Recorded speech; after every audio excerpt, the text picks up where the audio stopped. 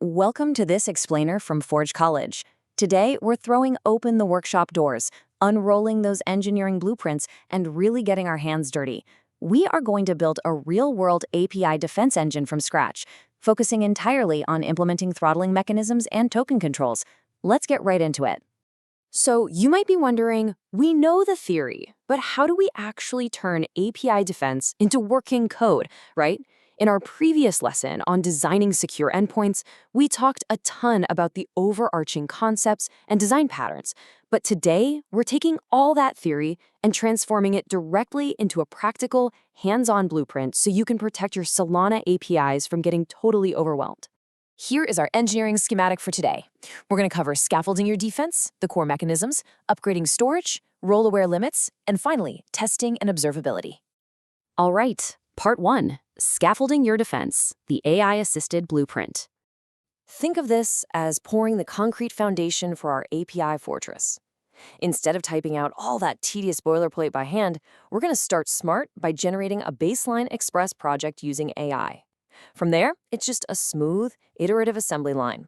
First, we scaffold, then we run it locally just to see if it's breathing.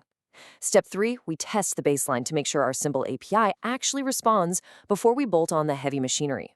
Next, in Step 4, we attach the rate limiters. Step 5 is where we swap out our storage mechanisms to see how the system handles state. And finally, Step 6, we wire up the gauges and instrument our metrics. It's a clean, test-driven cycle, which is exactly how we want to build. Moving right along to part 2, the core mechanisms, tokens and windows. First up, we've got the token bucket. I want you to picture an actual bucket steadily dripping tokens. This pattern is absolutely brilliant for absorbing sudden traffic spikes from, say, over-caffeinated bots hammering your application. If a user needs a quick burst of 5 requests, they can scope out 5 tokens instantly, assuming the bucket is full, of course. But once that bucket is empty, they just have to wait for that steady, long-term average refill rate to drip more tokens back in. It perfectly balances flexibility with overall stability. Now, on the flip side, we have the fixed window. If the token bucket is your flexible shock absorber, the fixed window is your absolute rigid enforcement mechanism. It's a hard ceiling on request throughput. Think of it like a strict bouncer at a club holding a stopwatch. You get exactly 100 requests per minute. Once you hit 100, the door slams shut. Not a single request more gets through until that rigid time period expires and the clock completely resets. And when those hard limits are hit, what happens?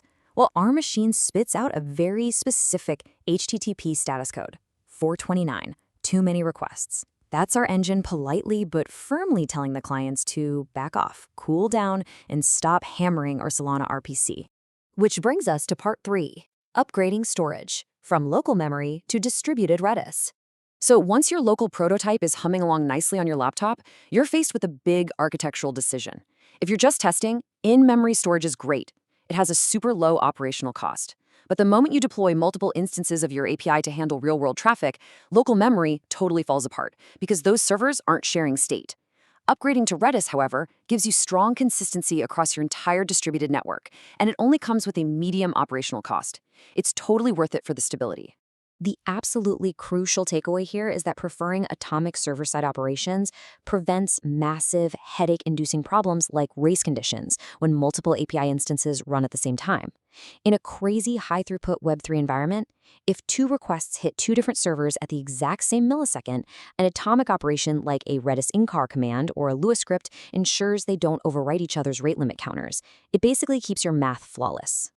Let's jump into part 4. Role-aware limits. Who gets the throughput?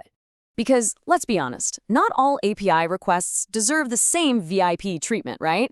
By hooking up token validation directly into our rate limiters, we can dynamically adjust the rules on the fly based on exactly who is knocking on the door.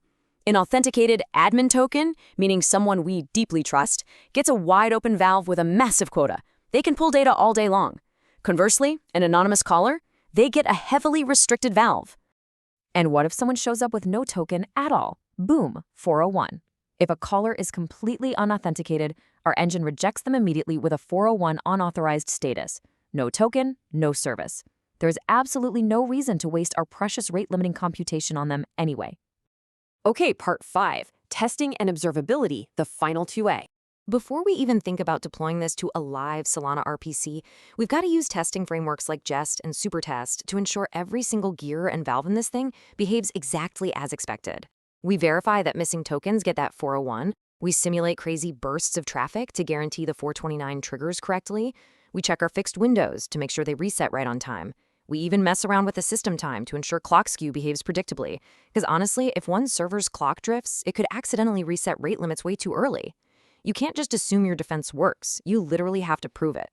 And we don't just test, we observe. We also wire up a lightweight metrics hook to emits 3 supercritical counters: requests accepted, requests throttled, and requests unauthorized. This gives us this beautiful real-time dashboard view of our engine's health. If you see that requests throttled bar suddenly shoot to the moon, well, you know you're under attack and your defense mechanisms are out there actively saving your infrastructure. Before we wrap this up, I really want to emphasize the golden rule of this workshop.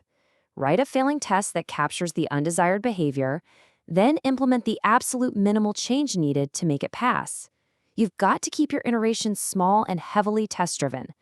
It's truly the only way to build complex security infrastructure without introducing chaotic, impossible-to-find bugs later down the road.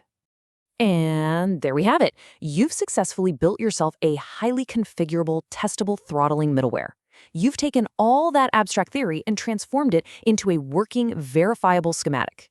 But I do want to leave you with one final provocative question to think about. Are your observability hooks actually strong enough to prevent your brand new throttling system from accidentally locking legitimate users out, essentially becoming an availability hazard itself? Let's move to our next lesson, testing, monitoring, and hardening secure endpoints, and see how this all builds together.